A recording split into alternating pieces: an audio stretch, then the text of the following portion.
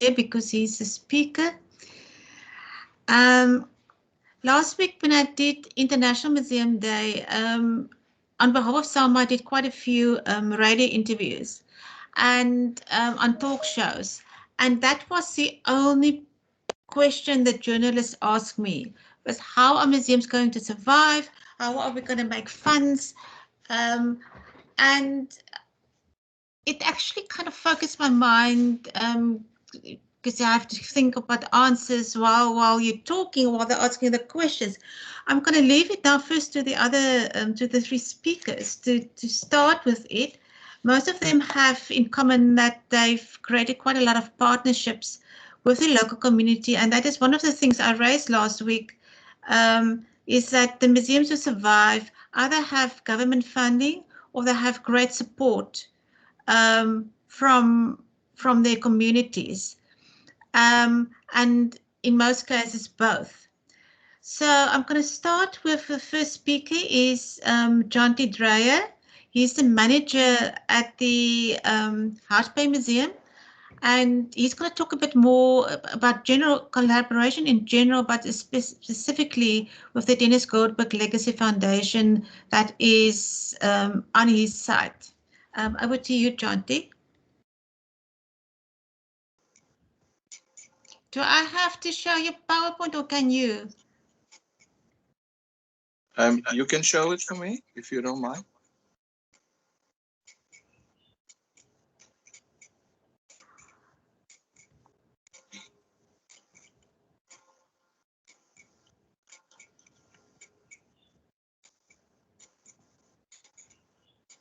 Okay. Yeah, good afternoon and welcome back to the graveyard shift, as we call it. Like the previous speakers said, happy Africa Day. And I am an African and I'm proud of that. I'll be just speaking on a little bit on collaboration that brings people together with different skills and experiences to work on a project or projects. And I was very encouraged by the previous speakers, that this is already successful at some of the other museums, like, for example, the SA Fisheries Museum, Simonstown Museum, Cape Town Museum, and the Jan Dunker Museum. So with collaboration, all we are saying is make the circle bigger. Next slide.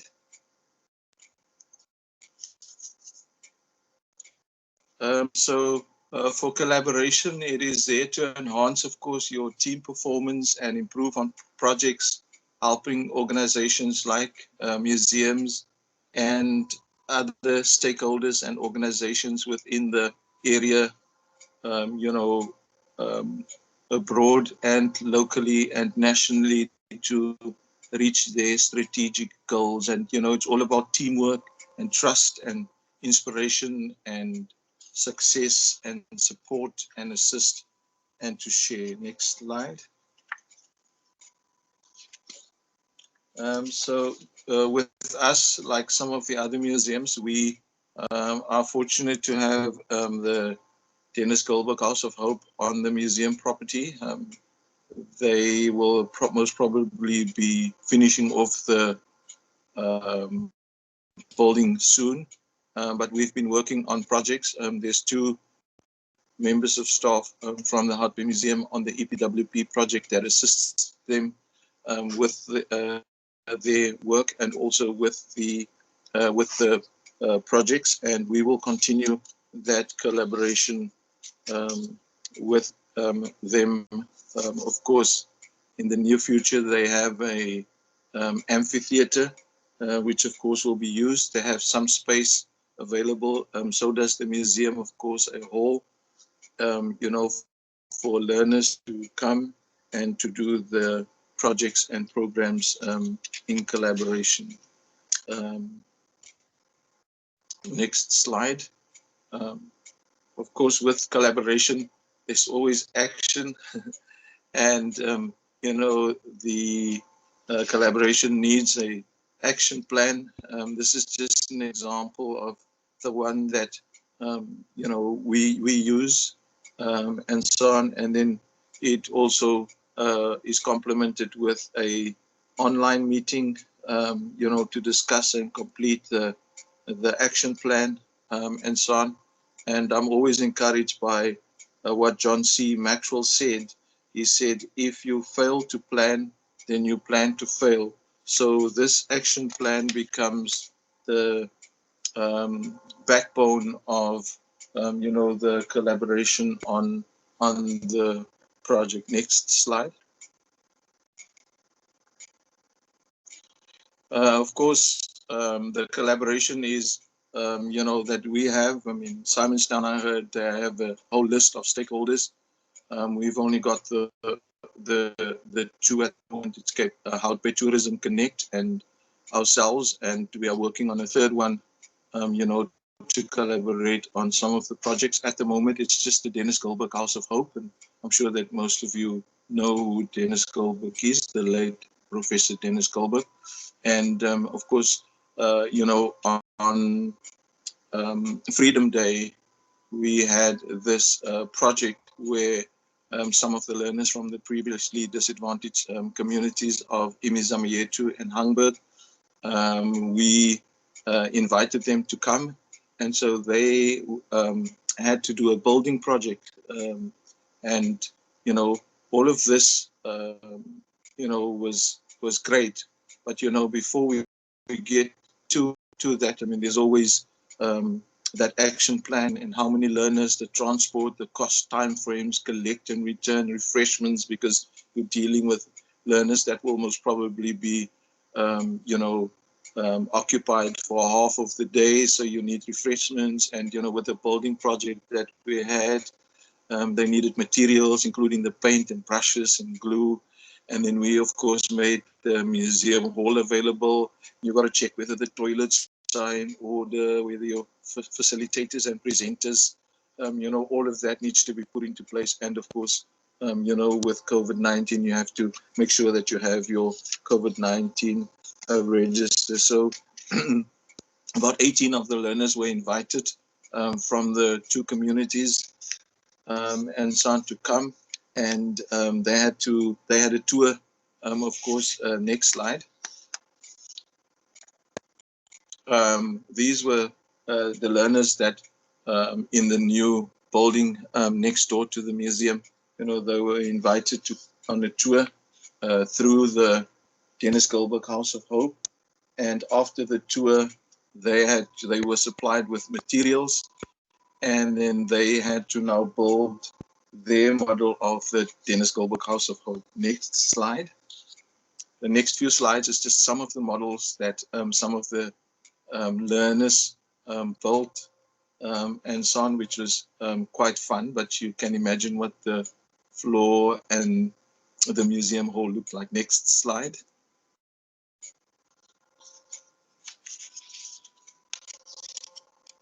These are just some of the models that they built, and some of them, of course, in partnership with each other. Next slide.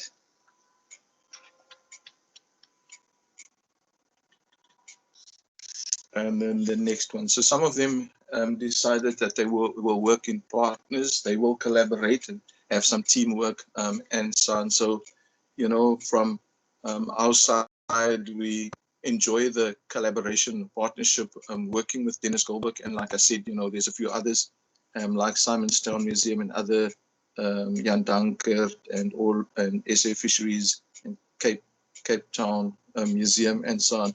So sometimes, project collaboration is of course when two or more, work together and they want to achieve a common goal, especially now in this time when we had setbacks and so on, and you can't really be out there. But, if you do have the opportunity to collaborate, I mean, it's to achieve a common goal. And sometimes, it seems simple, but it also has its challenges, like I have learned, and I'm sure some of the others have learned as well. Some pitfalls that one can watch out for, is poor communication and so on. So, to be able to cut that out is to engage in two-way communication, to listen, adjust, and tell. And then, of course, the lack of proper planning, because if you have an action plan, you need a champion to look after and manage that action plan, and so on. So, some experienced advice, what we have experienced, through this collaboration is collaborating with organizations, of course, bring the people together with different skills and experience, but it also increases the capacity of the museum to deliver on its projects, and so on, and it strengthens social and economic sustainability. Next slide. Yeah, in closing, there's an old African proverb that says, if you walk fast, you walk alone. But if you walk together, you will walk far. And that's what collaboration is for me. And the very last slide, I want to end off by saying, just remember that no organization can ever achieve anything great or long-lasting all alone. Thank you.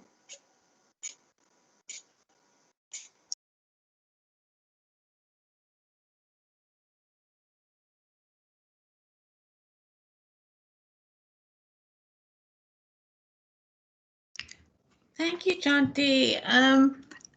The relationship with Dennis Goldberg Legacy Foundation is quite. I've changed Heart Bay Museum quite a bit. It brought new facilities to the site. It brought new networks and a very high profile. So that the museum has been very enriched, and but it was also quite a lot of hard work. Nadia, I see your hand is up. Do you want to ask something for clarification? Because we will have discussion at the end.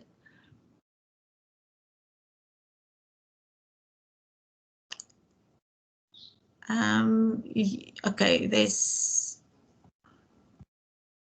You muted? My hand must have been up by mistake, so I've taken it down. Sorry about that. Okay, good. Okay, then the next speaker is Tanya. Let's see if the button can unmute. Yeah, Tanya, unmute the button earlier. She is at the Wheat Industry Museum in Maritzburg, and she's also going to talk about the partnerships she created, in this case quite a bit with community as well as commercial. Tanya, can you show or should I share? You must please show. Okay.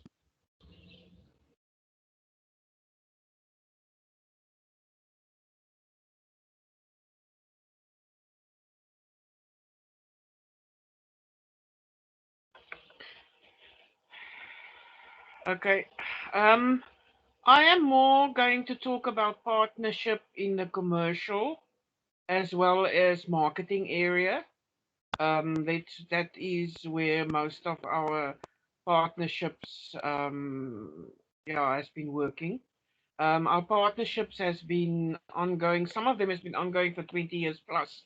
So it's not something that I started. It comes with all the museum managers before me. First slide, Ilian. That's just a quote from Victoria Jackson.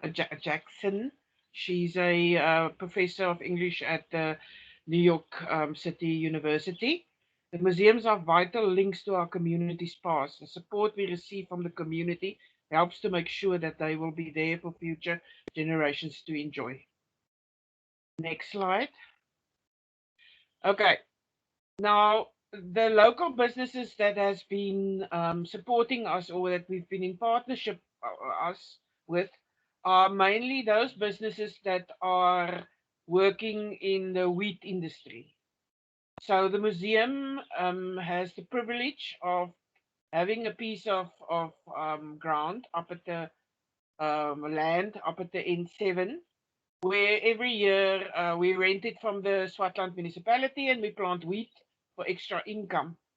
Now, a lot of that expenses that come from that planting of the wheat gets carried by some of the local businesses. Now, the local business that we probably have the longest relationship with is Wiffelberg Agri, used to be known as Moreesburg koringboere, Moreesburg wheat farmers. Okay, so we've been in partnership with this local business for more than 20 years. They not only assist with the wheat harvest through donating seeds and assisting with harvesting of the wheat, they also partner us in our biannual Oesdag, which we couldn't have last year because of COVID. Um, so they are actually a very big sponsor of some of the programs that the wheat industry run. Now, this is not necessarily monetary sponsorship. This is more logistical sponsorship. Okay.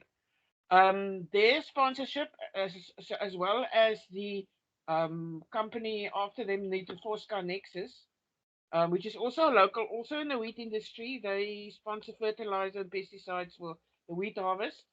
For example, this year they've sponsored fertilizer for us. So we've planted our wheat last week. We got the seeds for free from Overberg. The fertilizer was sponsored by Nitroforska, and the insecticides, not pesticides, the insecticides that we had to um, spray before planting was we got it at cost price plus VAT. So that is the sort of partnerships, and these partnerships has been building up for years. This is not a thing that started 2 years ago. Because of these partnerships, Million, please go to the next slide. We were able to build a new shed. We started in 2019. The shed was just finished um, in June last year. To house, we've got a huge horse mill that we are at the moment busy working on, and it's going in this shed. Now, this shed was built help from Overberg, Nitroforska, and those people. And this is 20 years plus worth of partnership. Can I just go back to the previous one? Okay, the last one that I've got here on there, the previous slide, yeah, is the Moreesburg Pty Limited. Unfortunately, this is part of Shoprite Checkers Development Trust. We've had a relationship with them for the last 5 years, also not monetary, mainly logistically. And unfortunately, they had to close down their restaurant and brewery at the end of April due to COVID. I just thought I need to mention that because they are not only, I mean, they assisted us with competitions, with sponsoring competitions. They assisted us with fundraising. So they actually helped us a lot in quite a few spheres to just promote the museum. I mean, they put us on the beer route that they started in West Coast, although we're not really a beer brewing company. So they assisted with marketing. So they are going to leave a void that we will have to try and fill in another way. Okay, next slide and next slide. Next slide. Okay, the other partnership that we've actually is actually going very well, or we're very involved with in the Swartland, the West Coast area, is tourism.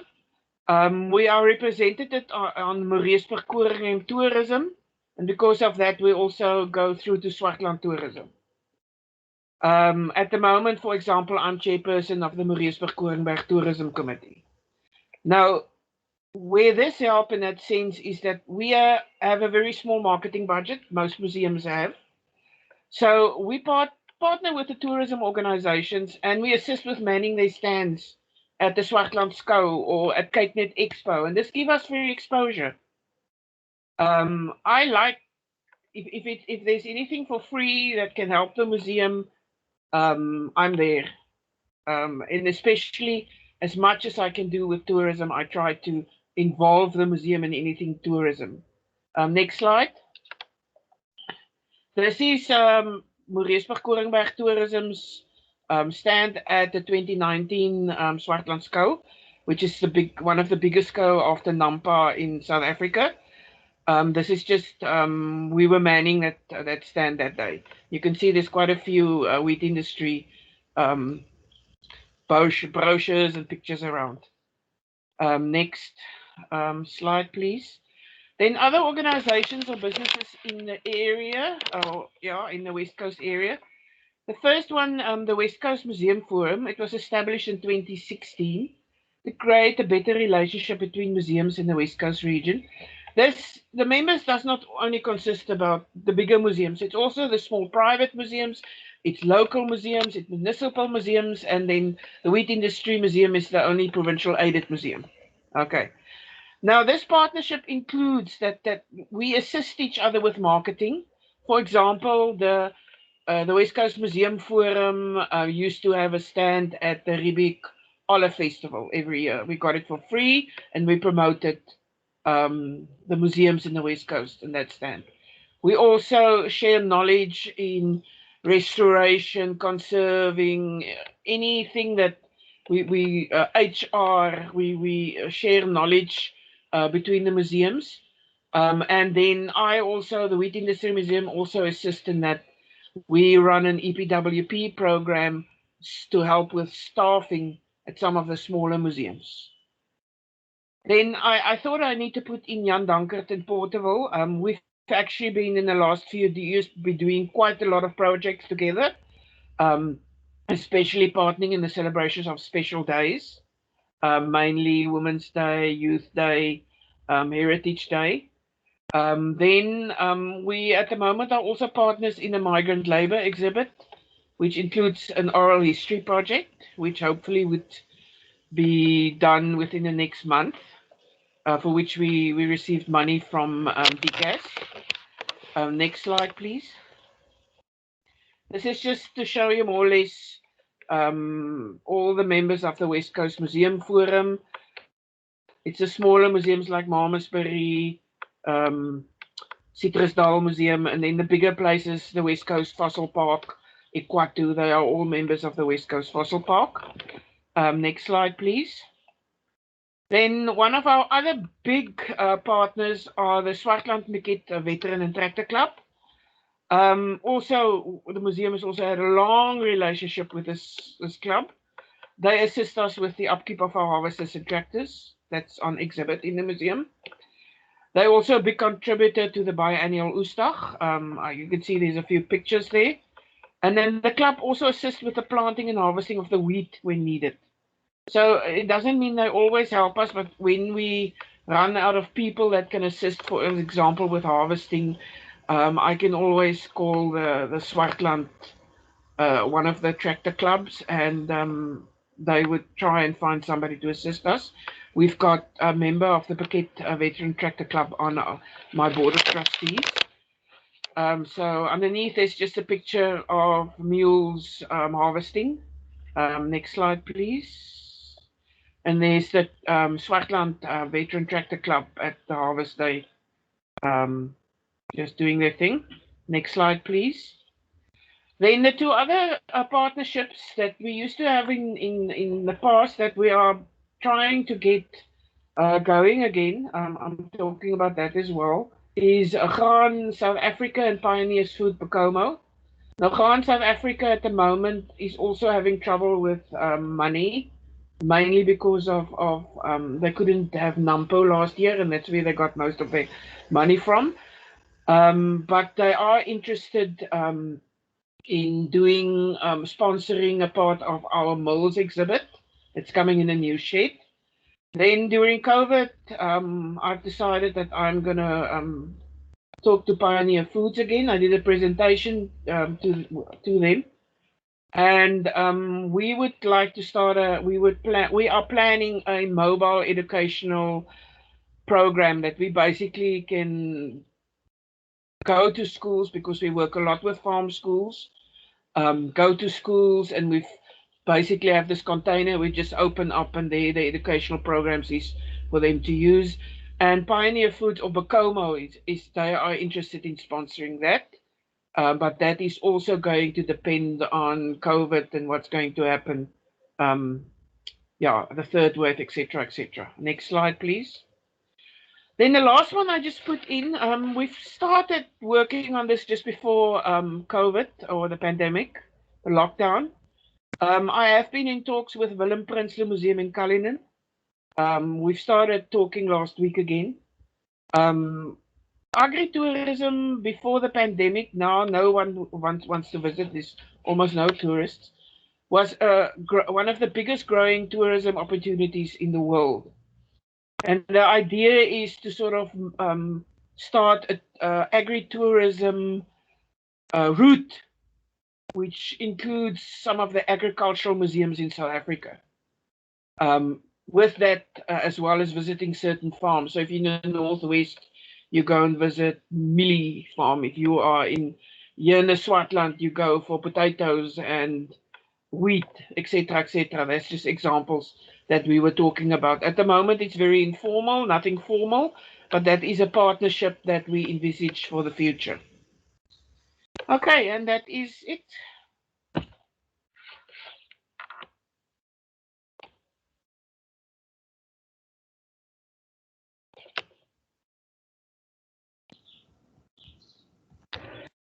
Thank you, Tanya, for that.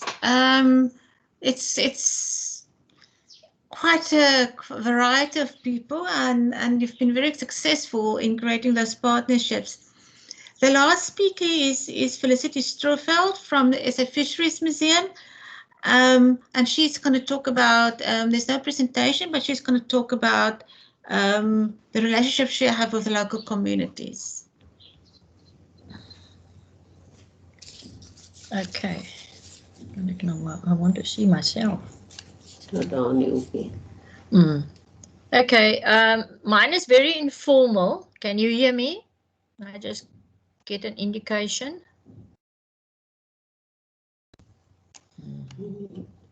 Yes, we can hear you. Okay, thank you. Mine is just an informal, off-the-cuff discussion with some experiences that we've had here. I'm very jealous when I listen to Tanya with all her organizations that help her, the Moreesburg Koringboere. Congratulations, Tanya. It's not always that easy, I suppose. So mine it's in a smaller form. I'm talking, for instance, about our building doesn't belong to us, but we have a very applicable landlord. They're one of the small fishing companies in our town. And we're not so much looking at money as we're looking at physical help. They're always ready to help in any way that they can with any problems that we have at the museum, if it's within their expertise. They are, for instance, at the moment, we are planning an annex to our museum. We have a building that we've been using as a storeroom, and we are planning to turn it into an exhibition hall.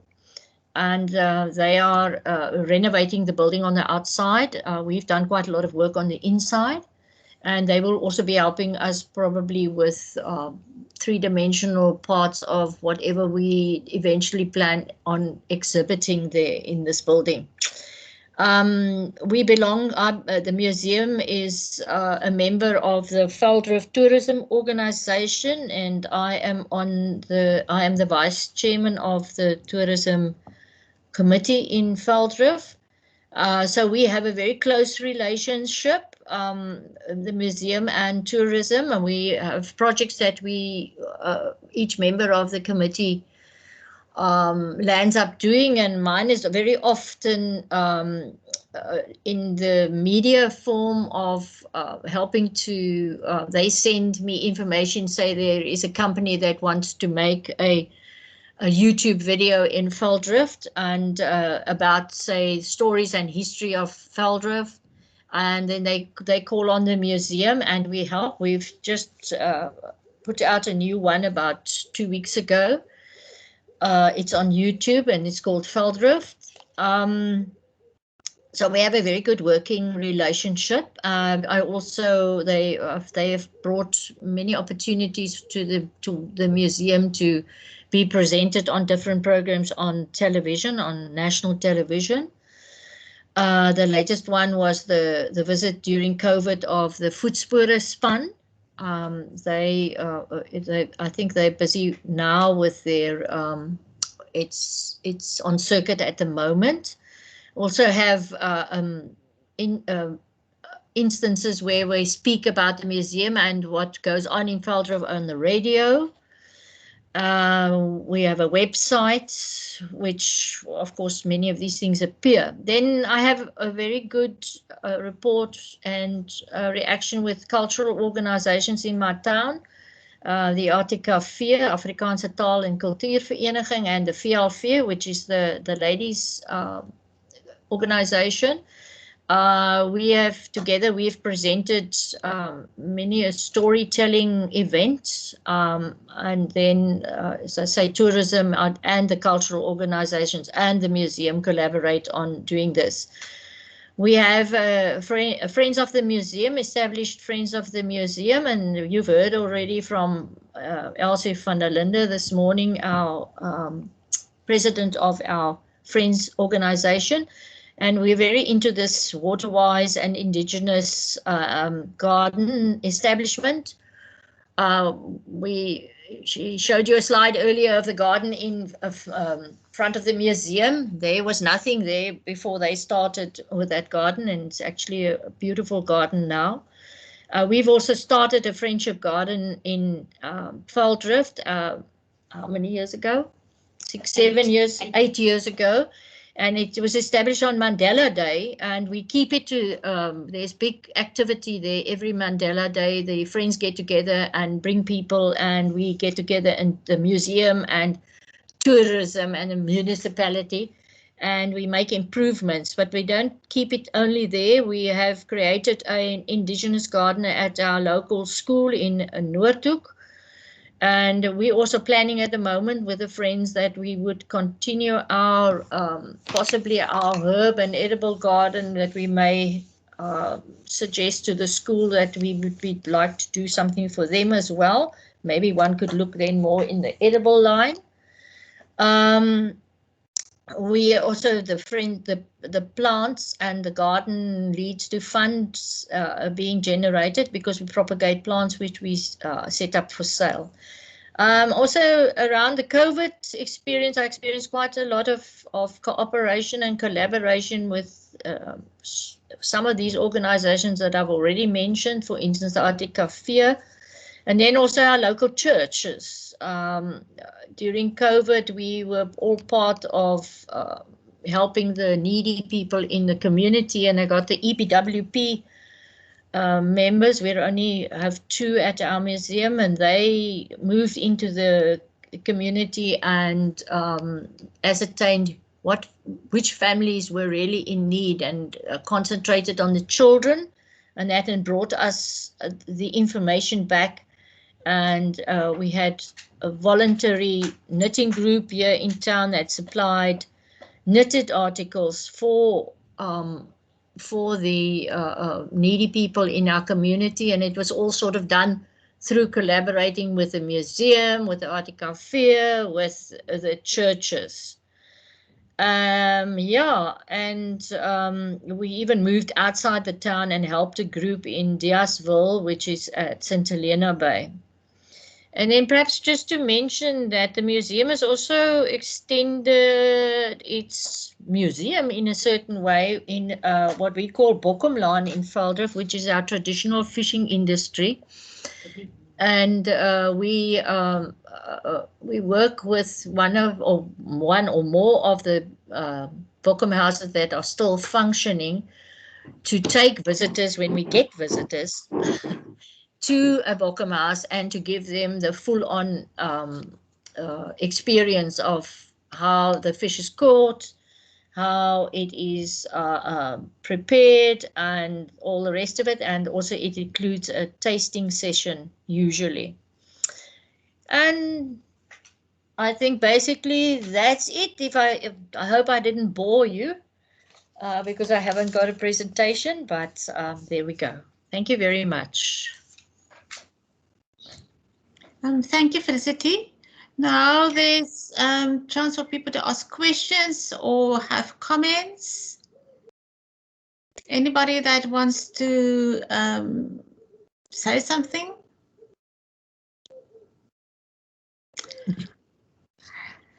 I actually thought this would be the one that's got the most discussion. I'm not talking about Felicity, but also the other two speakers. One of the things that was already mentioned in one of the earlier sessions, the income streams of museums have changed considerably since COVID, in that we have less entrance fees, and we also can't have venue hire, which was quite a big source of income for most of the museums. Also, you can't have paid tours, specialized tours. And one of the drawbacks of your digital environment at the moment is that everybody is doing digital and it's all free. And that question was asked whether one can use your digital information to create an income stream. John, Tanya, any one of you want to consider the possibility of having a paid service digitally, or do you think that's one step too far?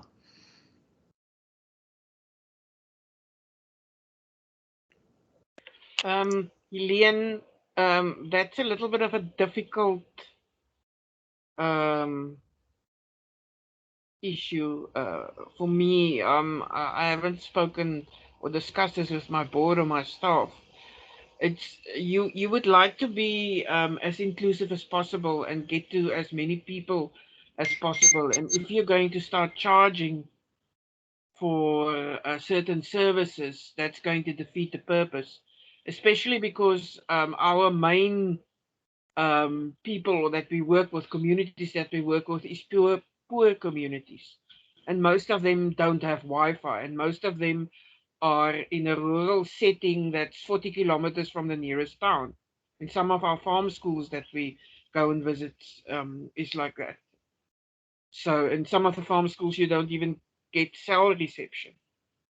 So it's something maybe to think about, but I'm not 100% sure it's going to work for the Wheat Industry Museum.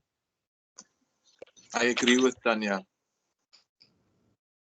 Yeah, I think part of the problem, of part of the issues, is that museums differ. You have MEWCO here in Cape Town, and their target audience is very different from a wheat industry or a Hout Bay museum. And that's probably why we get government funding, is because we do target people that can't pay for themselves. So government is sponsoring their participation in the cultural field. Yeah, is there any other questions? Anybody that wants to raise something? Any friends of a museum that suddenly have a great idea about how they can make the museum create partnerships? Wendy? So there's two things I want to say. That the costing has come up sort of throughout the course of the day. And the one thing that worries me is that the minute you have cost implications of accessing digital information is the minute that you then have social exclusion. And part of the sort of memo of the whole museum day, and obviously for the plan going forward, is social inclusion. So I do worry that the minute you add costs to it, that you're excluding the very people that you want to include and have access to the museum's digital platform. But then what I do wonder is whether having partnerships with other companies with marketing, so you have the click sort of finance happening, and you have advertising happening on your digital platforms. I'm sure that the other I don't know whether the Cape Town digital platform has considered having advertising as part of the thing, or whether they do have it already, and that's a way of generating income aside from having to charge individual members for access. Thanks, Wendy. Anybody that wants to comment on that? You're all very silent. I think the business model is the one issue that have been hampering museums for a long time, because on the one hand, you have this managerial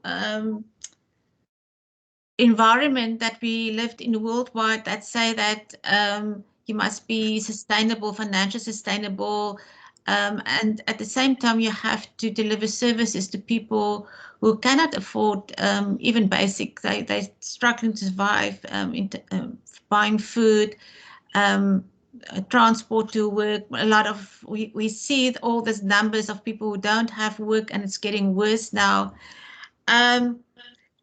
Nati, you want to say something? Thank you very much, Helene.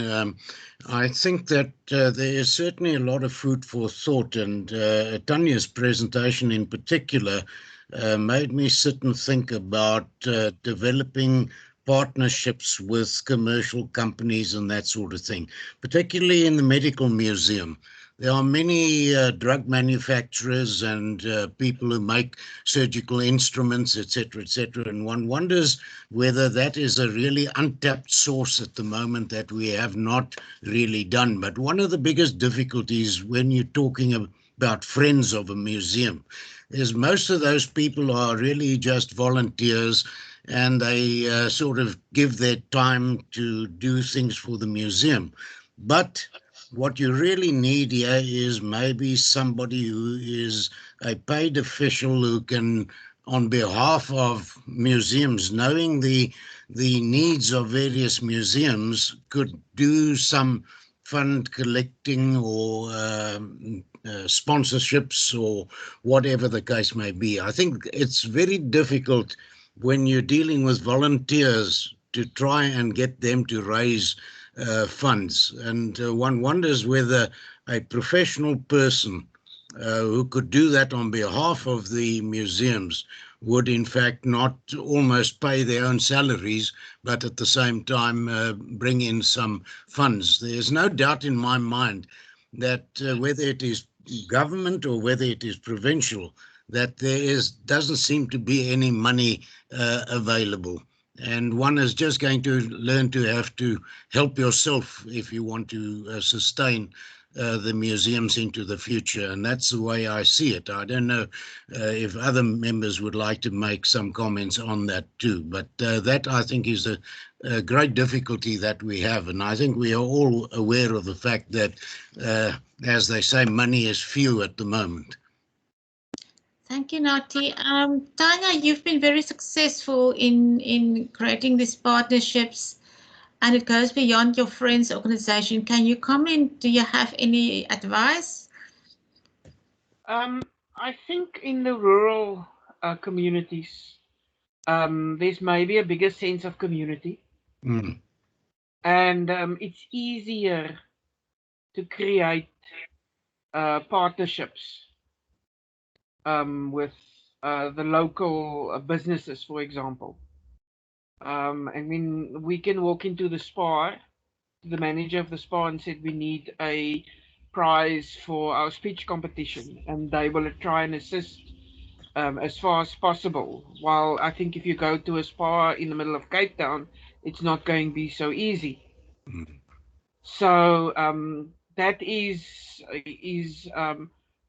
easier for us in the rural communities to have get things done than maybe in Cape Town. Most of our partnerships has been going for years. It's not a new thing.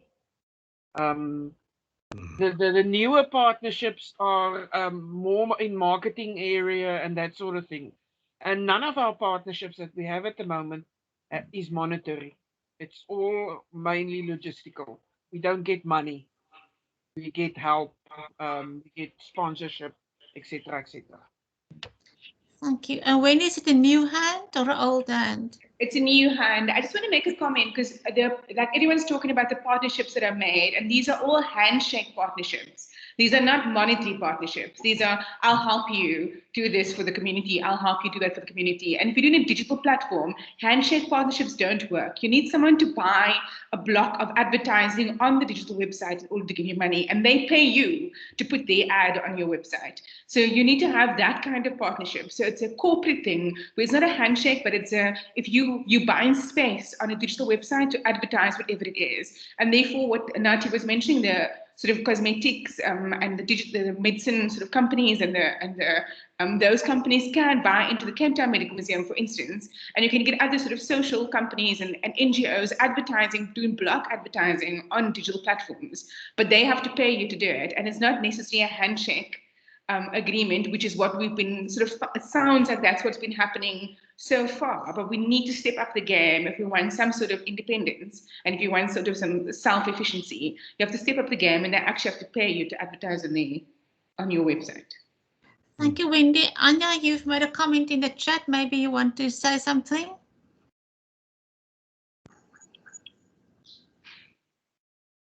You muted? Still muted. Okay. Sorry, you're still muted.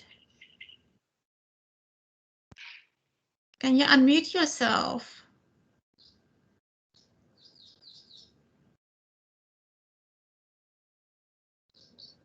What Anya said is, I don't know, my communications service provider have been silenced by the system.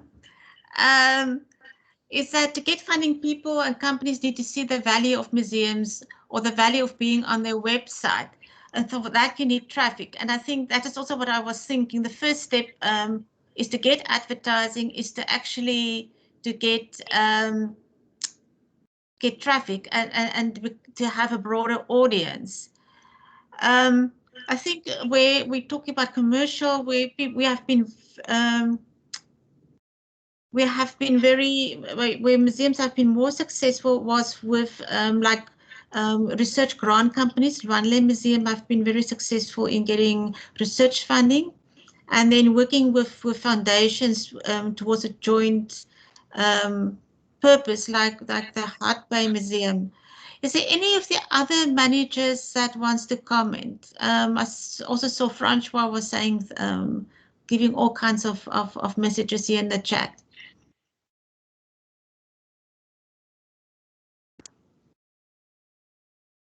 I think we've looking at the chat is that we've all kind of like realized that fundraising is a specialized undertaking. When the Cape Town Museum did their vision and development plan, and we appointed a consultancy for that, it was one of their recommendations is that there must be a professional fundraiser, and we actually budgeted for that. We accepted that. Although we have to create a different setup, a network, because as a provincial museum, the Cape Town Museum may not raise funds. And they recommended the NPC, but that is not the problem of the other of the province aided museums. They are able to raise funds.